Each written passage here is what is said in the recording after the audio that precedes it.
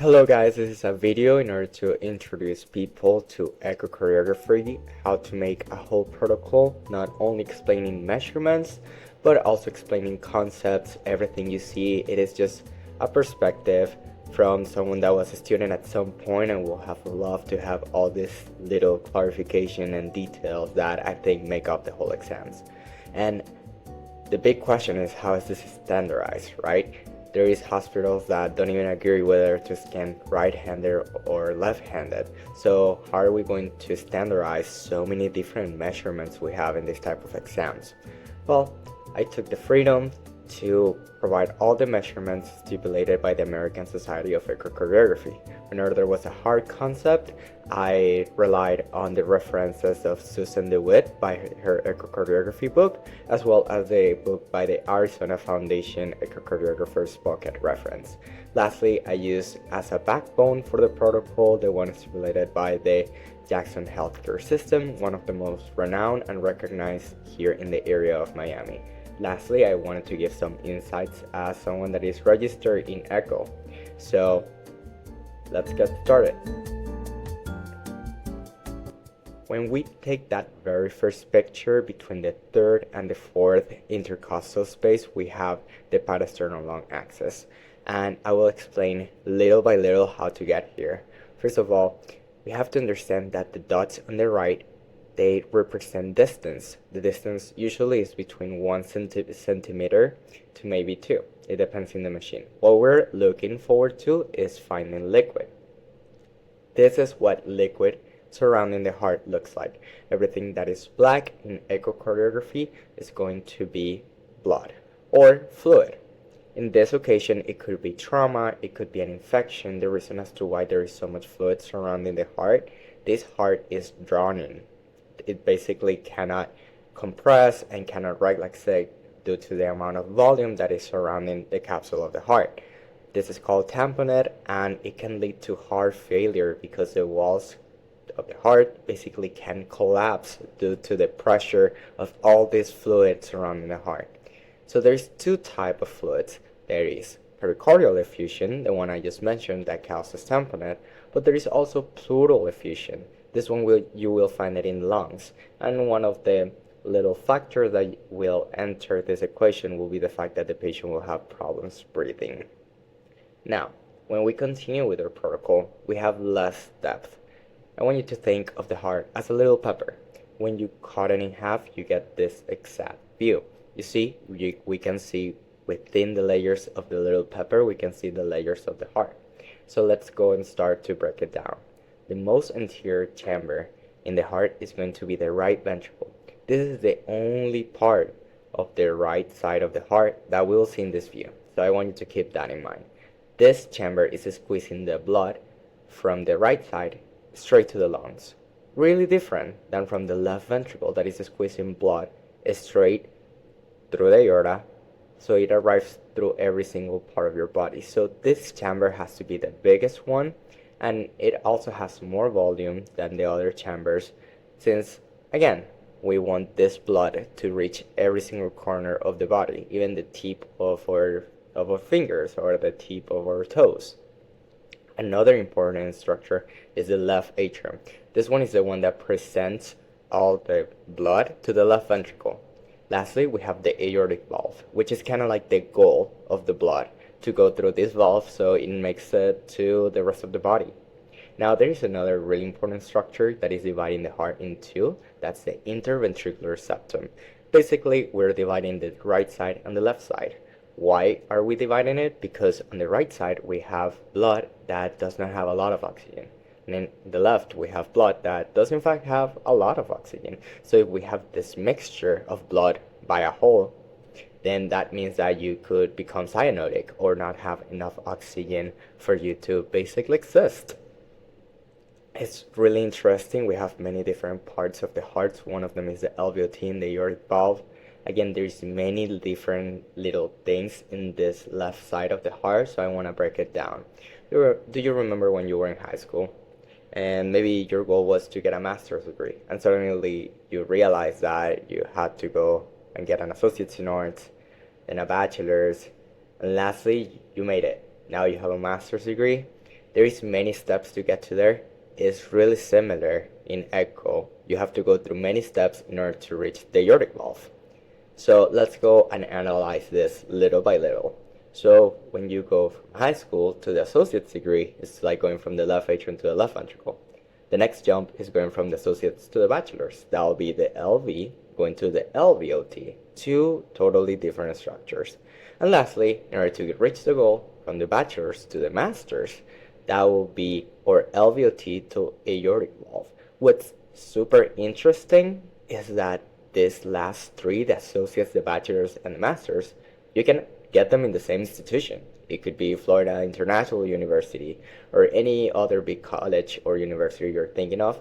We're going to call it systole in this specific type of situation. It happens everything in less than a second, but this institution, the combination of LV, LVOT, and aortic valve flow is going to be in systole. Now, you had to go through high school first, so that jump between high schools to the associates is going to be different.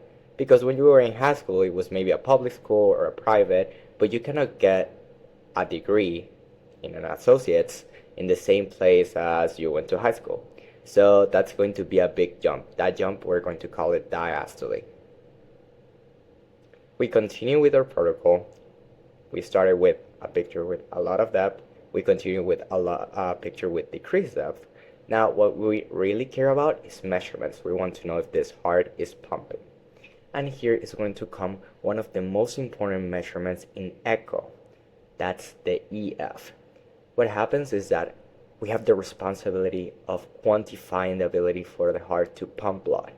In ultrasound, we can actually cut the heart in two. We can see through the layers. We can see the blood flow, and we can see how close the walls of the heart come to each other whenever they are squeezing, and how far they go out whenever they are relaxating and they are getting filled with blood. Now, this has a number. The EF has a normal range between 55 to 70%. This has been, again, standardized by the American Society of Echocardiography. This is one of the very first measurements that the doctor will ask you about. They are going to come to you and ask, what's the EF for this patient?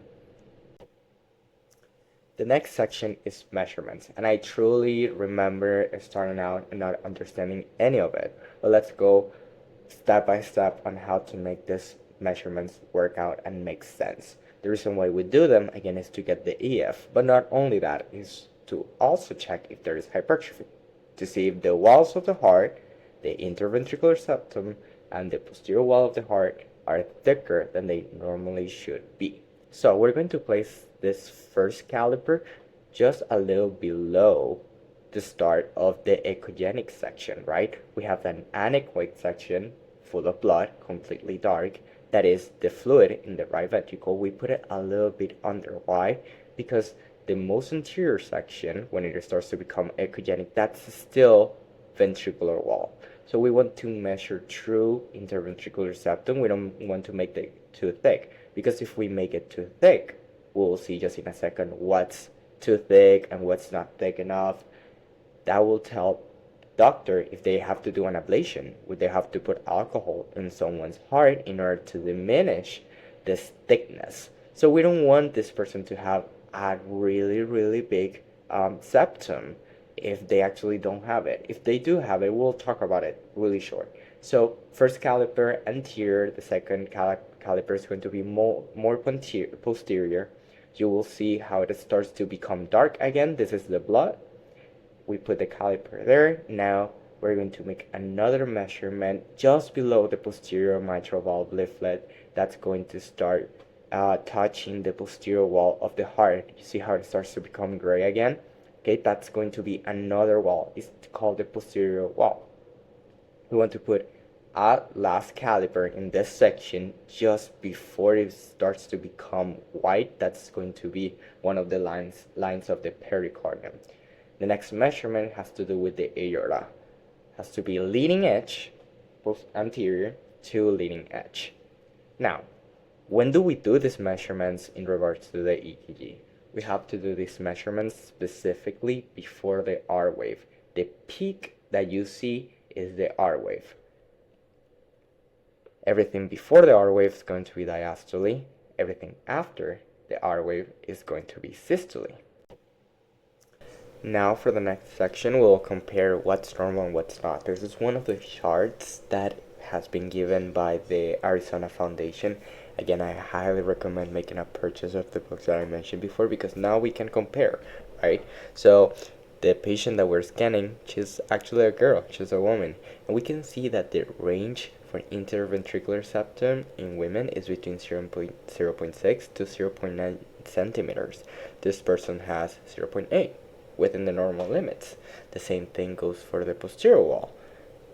This person has 0.8 centimeters, and the range for women is between 0.6 to 0.9. Again, now for the next measurement, which is the aortic diameter, we'll talk about it further.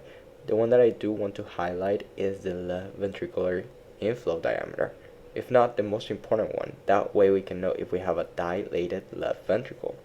The normal guidelines say that 3.8 to 5.2 centimeters is healthy, and this person has 4.0 centimeters. So again, completely healthy. This person is doing fantastic. Let's go and take a look to what's not healthy. Here we can see a case of asymmetrical hypertrophic cardiomyopathy. The interventricular septum for sure measures more than 1 centimeter in this specific video, and we can tell that it's asymmetric because the posterior wall is not hypertrophied. It will look also really thickened. Now let's go and take a look to what is dilated left ventricle. This type of dilatation usually happens due to aortic insufficiency, which we will further talk in just a second. So there's another measurement that I would like to highlight, which is the right ventricular diameter. This one is usually done first, but I have also seen some places where they do not do it, so I just want to mention it, and this is what more or less what it should look like. The range is between 2 to 3 centimeters. Another measurement that we have to do is in end-systole. Where is this? We're going to be putting a specific section of the EKG after the R wave. Again, you can see in the little line that we are in systole. The calipers are going to be placed on the anterior section of the posterior wall of the left ventricle, pretty much just the section I'll be highlighting right now, and the next section is going to be placed on the posterior wall of the interventricular septum. There's also calipers placed leading edge to leading edge in the left atrium in order to make an estimate assessment of whether there is dilatation of this area. The next picture we'll be taking is with zoom. What we want to see is that the mitral valve has, of course, the two leaflets that make up this section of the heart, which is the anterior and the posterior leaflet. And we can see if there is any calcifications of the aortic valve. This person does not have calcifications, but it's a little bit hard to see both leaflets, the right on the top and the none on the bottom. What we want to take advantage of is that we're already in the zoom in order to make an LVOT measurement. This has to be inner to inner. This is such a delicate measurement, and I will explain further to why. This measurement is done in mid-systole. So, we really want to see the difference between LVOT and the aortic annulus measurement. Let's go start by the fact that they are measured in different moments. LVOT is measured in mid-systole and aortic annulus is measured in end-diastole. Why is mid-systole measurement so sensitive?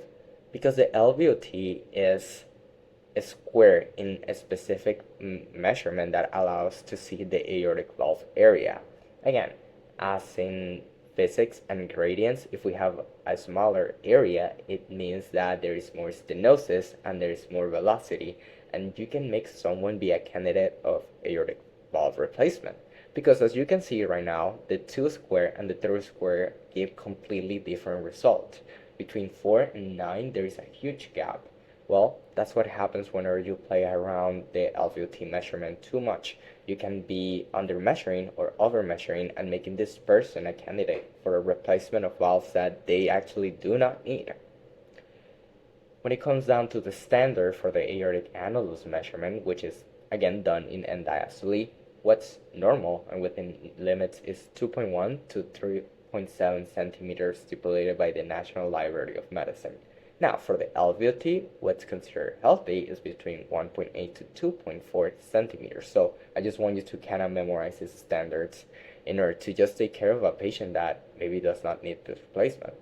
The next picture, what we have is an analysis of whether these valves are leaking. And this person has not leaking valve. Let's go and take a look to a valve that is actually leaking. We have here in the mitral valve this jet going posteriorly. What we want to analyze is whether this jet is mild, moderate, or severe. It is like a car. If we're leaking oil, that's no bueno. Lastly, we'll be talking a little bit about how to do M mode. We are going to place our beam on top of the leaflets of the mitral valve, and we want to analyze that we have actually two movements of the anterior leaflet, the E and the A wave. We want to do the most important measurement in this specific type of view, which is the E to F, which pretty much will be telling us if there's systolic dysfunction, and that's a little bit of a hard concept to explain in a really short video like this one, but we just want to see if this heart is doing fine with this specific type of measurement. Now, there's another measurement that we do at the level of the left ventricle, where we can see how much the heart squeezes, which is blue, and how much it dilates whenever it's filling with blood. And because we have this ratio, whenever we see it squeezes and it dilates, we can also get an EF, as we were doing at the beginning of the video. This is a little bit of an alternative method to do it, but definitely done, and it's an option whenever you think that you don't have a really good glance of the landmarks in the parasternal long axis view. Now we are talking about the aortic valve cusps. We're going to put, again, the beam on top of the aortic valve, and we are going to see a little bit of how the leaflets are doing. If this is a bicuspid valve, we're going to make an assessment where we can see the right and the non-leaflets.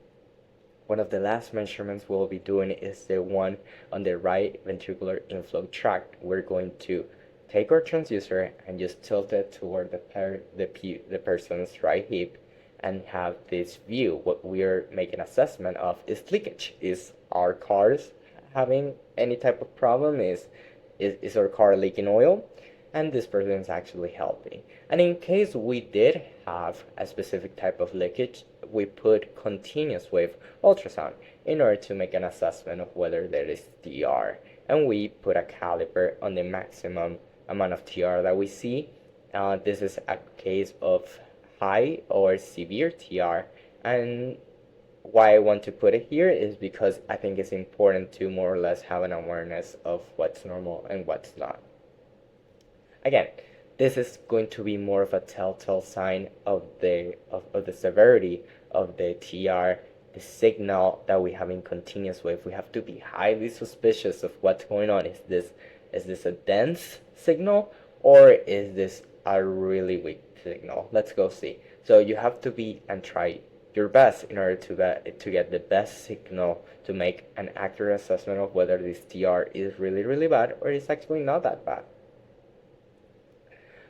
I want to say thank you to Sophia, which is the person that helped me doing most of the designs for this type of videos. She is amazing, and those great commissions. I want to say thank you to the Arizona Foundation and Susan DeWitt for being able to exemplify and put into words so many hard concepts. I want to say thank you to my mentors like Virginia Sosa and Juan Castrillon for always helping me. And thank you for watching. I hope you have a great one, and if you can just give a little like and subscribe and put any recommendations or any type of questions, I'll be glad to answer them on the comments. So I hope you have a good one.